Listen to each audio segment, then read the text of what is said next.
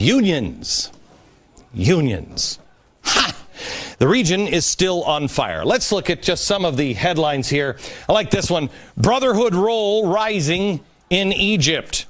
Yemeni protesters battled government loyalist. 40 hurt. In sharp reversal, U.S. agrees to rebuke Israel in Security Council. That one made me proud to be an American. Protesters, police clash in Iraq, 1 killed. Libya reports 14 killed across several cities. Pro-anti-government supporters clash in Tehran. As Mideast sees 3 dead in Bahrain, bloodshed. UN chief urges to end the violence in Bahrain. This is fantastic. You know, there's a lot of people, well, some of them are in Wisconsin now, that's saying we need Egyptian-style protests in the street. Well, I bet you that Katie Couric would disagree with that. I bet you that Anderson Cooper would disagree with that. I bet you the guy from ABC would disagree with that. The guys here at Fox would disagree with that because they were there. They were there. Most of us are not, thank God. This isn't a video game, America. This is real life. What is it like to be in the middle of, let's say, Bahrain, the latest violence? This is audio from Miguel Marquez from ABC. Listen.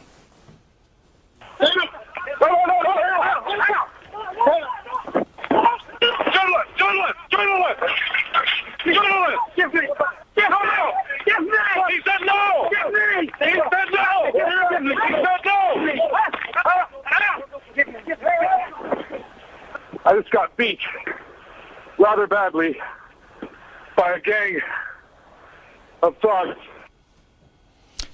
He goes on with his voice wavering, saying, these people are not messing around. Well, they are certainly people in all of these situations fighting for real freedom. There are also others with more power and a much different design. In Iran, while all of this is going on, there is a caliphate conference we told you about last night called the International Islamic Unity Conference. Today in Iran, they are taking credit for the uprising in Egypt. Here it is. But it is so obvious that religious motives were behind these movements, and the uprising were inspired by the Islamic Revolution of Iran. The popular uprisings in Egypt and Tunisia started from mosques. Motivation. Motivation. That is vital to understand when you're dealing with people who thrive on chaos or want a new world order. What's their motivation? Well, that's what we're going to focus on tonight. We're going to focus on another log on the fire of chaos. It is the 12th Imam. The 12th Imam. Most people don't know who the 12th Imam is. If you watched the program yesterday, we told you a little bit about the concept of the 12th Imam. Specifically, we're talking about fringe beliefs held by a small fraction of Islam. In this case, these guys. This is the president of Iran, Ahmadinejad, and this is the Ayatollah Khomeini. President Ahmadinejad is kind of a spooky dude. I've been watching this guy for about 6 years. And what brought him to my attention was his talk of the 12th Imam. I want to give you to what honestly will amount to a Twitter-length history of Islam in 1,400 years. Of 1,400 years ago, the Sunnis and the Shias. This is Sunni, this is Egypt, this is the Muslim Brotherhood, and this is Shia, this is Iran. These are the two extremes of Sunni and Shia. The Shias believed that only direct descendants of Muhammad should rise and lead the world's faithful. The Sunnis believed that any worthy man could lead. Well, over time, the Sunnis have become the majority of the world's Muslims. President Ahmadinejad, however, is a Shiite. But he's not your normal Shiite. Neither of these guys are. They are an extreme version called a Twelver. For many years, I was told that no, they don't belong in that. They're not Twelvers. I said, listen to their language. No. The stories of the first 11 imams are generally just historical in nature. But the 12th Imam is more supernatural and mystical. And this is where things go awry. The 11th Imam dies in the year 874. The 12th Imam, who is just a little 7-year-old boy, goes into hiding because they're hunting him. Well, it is believed that he hid himself in a well underneath a mosque, which is blocked by a gate. It is now one of the most sacred sites in Shiite Islam. He was never found. A little boy, the 12th Imam. So, the 12th Imam, they believe, will eventually come back in the last days. How do you know when you're entering the last days? Well, it's, quite honestly, it's almost like, how do you know when Jesus is coming back? It's 7 years of nightmare, and it's just growing problems. It's chaos, and it's war.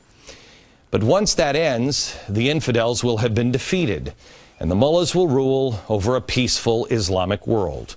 Now, a lot of Muslims believe elements of this storyline, but the big thing separating people like President Ahmadinejad and your average Muslim is the idea that Ahmadinejad and the leader of the Muslim Brotherhood believe that they can hasten the return of the 12th Imam or Mahdi. The equation is really pretty simple.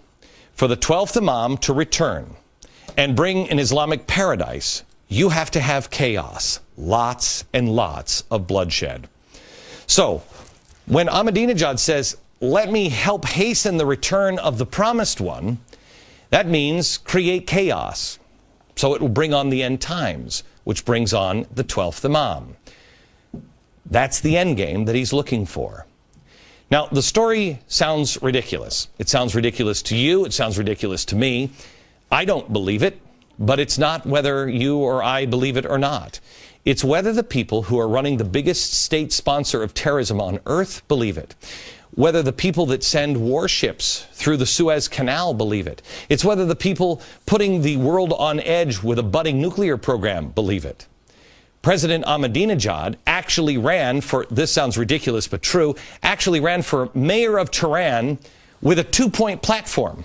First plank in his platform, I'm going to improve traffic around the city. Second plank, I'm also going to hasten the return of the promised one as mayor. He then secretly ordered an urban reconstruction to take place to make it easier for the Mahdi to get around town if he were to return. And since becoming president, he has poured an estimated $17 million to renovate the mosque, which houses the well, from where the Mahdi will materialize. He's even trying to build a direct train route from the area of the well to Tehran. I mean, you wouldn't want the 12th Imam to have to change trains. I mean, he's got business to do. Chaos. How does this apply to us? Well, we only need to understand that governments like Iran aren't making decisions under the same kind of incentives that we are. America, our allies, what we have left, and honestly, many of our enemies over the years still strive for their own version of peace, stability, and prosperity.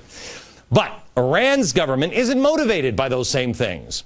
They want chaos. They want panic. They literally pray for the strength to hasten the return of the promised one.